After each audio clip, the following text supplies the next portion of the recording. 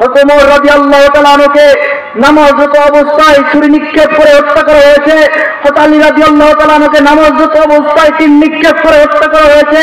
হযরত হাসান রাদিয়াল্লাহু তাআলা আনহুকে বিষ পান করে হত্যা করা হয়েছে। হযরত হুসাইন রাদিয়াল্লাহু তাআলা আনহুকে কারবালার যন্ত্রে শহীদ করা হয়েছে।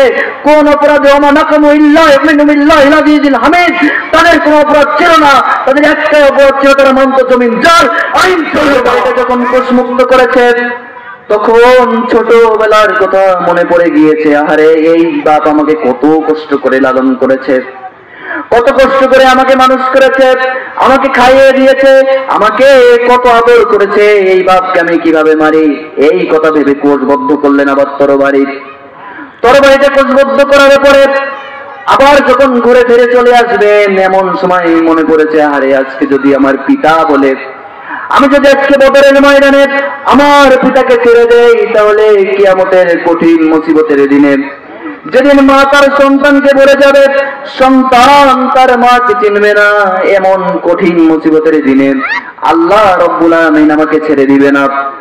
এই কথা চিন্তা করার পরে আবার তরবারি কোষমুক্ত করলেন।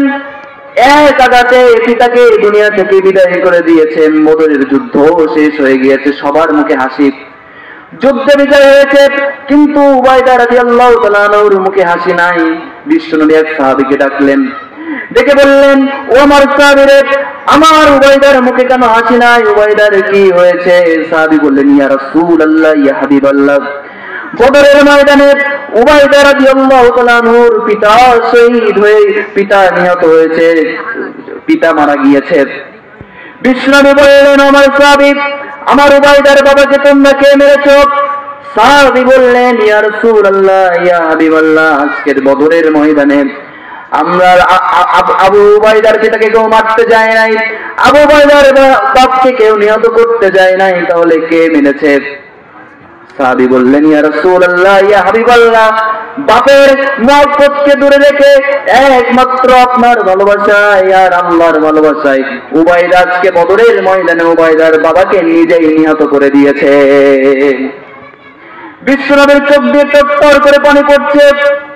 উবাইদাকে কাছে নিয়ে বললেন, ও উবাইদা, আমার বুকের ভেতরে আসো, আমি বিশ্বনবী দেখতে পাচ্ছি আজকে কেবল আল্লাহর ভালোবাসায়, কোরআনের ভালোবাসায়, আমার ভালোবাসায় তুমি তোমার পিতাকে হত্যা করেছো। ও উবাইদা, আমি বিশ্বনবী সাক্ষ্য দিলাম, আমি দেখতে পাচ্ছি, এই এখানে দাঁড়িয়ে, আমি বদরের কেন্দ্রে দাঁড়িয়ে দেখতে পাচ্ছি আল্লাহ রাব্বুল আলামিন তোমার জন্য জান্নাতের 8টা দরজা খুলে রেখে দিয়েছে। সুবহানাল্লাহ। সমাজে এখন এমন একটা পরিস্থিতি চলে এসেছে, দিকে দিকে যুগে যুগে যত নবী জিহাদের কথা বলেছেন, যত নবী আল্লাহর কথা বলেছেন, যত নবী রাসূলের কথা বলেছেন, তারা যুগে যুগে মার খেয়েছেন। কথা বলেন ঠিক কিনা? সাহাবীদের দিকে যদি আমরা তাকাই, হযরত ওমর রাদিয়াল্লাহু তাআলা আনহুকে নামাজরত অবস্থায় ছুরি নিক্ষেপ করে হত্যা করা হয়েছে। হযরত আলী রাদিয়াল্লাহু তাআলা আনহুকে নামাজরত অবস্থায় তীর নিক্ষেপ করে হত্যা করা হয়েছে। হযরত হাসান রাদিয়াল্লাহু তাআলা আনহুকে বিষ পান করে হত্যা করা হয়েছে। হযরত হুসাইন রাদিয়াল্লাহু তাআলা আনহুকে কারবালার যন্ত্রে শহীদ করা হয়েছে। কোন অপরাধে ওমা নাকামু ইল্লা মিনাল্লাহিল আজিজিল হামিদ, তাদের কোনো অপরাধ ছিল না, তাদের একটাই অপরাধ ছিল, তারা মানত জমিন যার আইন চলবে তার।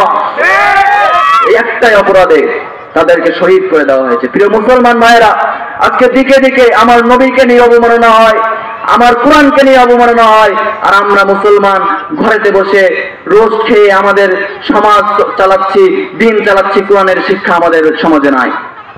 আজকে বিশ্বনবীর অবমাননা করে আর তারা হচ্ছে সমাজে আবার বড় বড় নেতা সাজে, আর আমরা তাদেরকে সাহায্য দিই। আছে না নাই? বিশ্বনবীর অবমাননা কোনো মুসলমান কি মানতে পারে? কখনোই মানতে পারে না। কিন্তু আজকে যদি আমরা হক কথা বলি, হক কথা যখন আমরা বলতে যাই, তখন আমাদের জঙ্গিবাদ, রাজাকার বলে আমাদের জেলের ভিতরে ঢুকিয়ে দেওয়া হয়। কথা বলেন ঠিক কিনা? কিন্তু আমার নবীর নামে অবমাননা করলে পরে, আমাদের কোরআনের নামে অবমাননা করলে পরে, আমাদের বুকের ভেতরে যদি বুলেট ঢুকিয়ে দেওয়া হয়, আমাদের যদি ফাঁসির কাজটা ঝুলিয়ে দেওয়া হয়, তো বিশ্বনবীর জাগ্রত উম্মত এক মুহূর্তের জন্য আর কোরআন বিশ্বনবীর পথ থেকে চড়তে পারে না। কথা বলেন ঠিক কিনা? বিশ্বনবীর আদর্শ যারা বাস্তবায়ন করতে চায়, তাদেরকে ফাঁসির কাজ শেখানো, তাদেরকে টুকরো টুকরো করে জীবন্ত ছাগলের মতো জবাই করলে তারা এক তার কথায় থাকবে, তারা হচ্ছে আল্লাহর জমিনে একমাত্র আল্লাহর আইনি কায়েম হবে। কথা বলেন ঠিক কিনা? যুগে যুগে এটাই যারা সাক্ষ্য দিয়েছে তাদেরকেই জুলুম নির্যাতন করে পৃথিবী থেকে বিদায় করে দেওয়া হয়েছে। আমার বিরুদ্ধে যদি আমার বাবা যায়, আমার বিরুদ্ধে যদি আমার মা যায়, পুরো পৃথিবী যদি আমার বাইরে চলে যায়, আর বিশ্বনবীর আদর্শ যদি আমার তার পরিপন্থীতে যায়, তাহলে আমাকে অবশ্যই বিশ্বনবীর আদর্শের দিকে থাকতে হবে।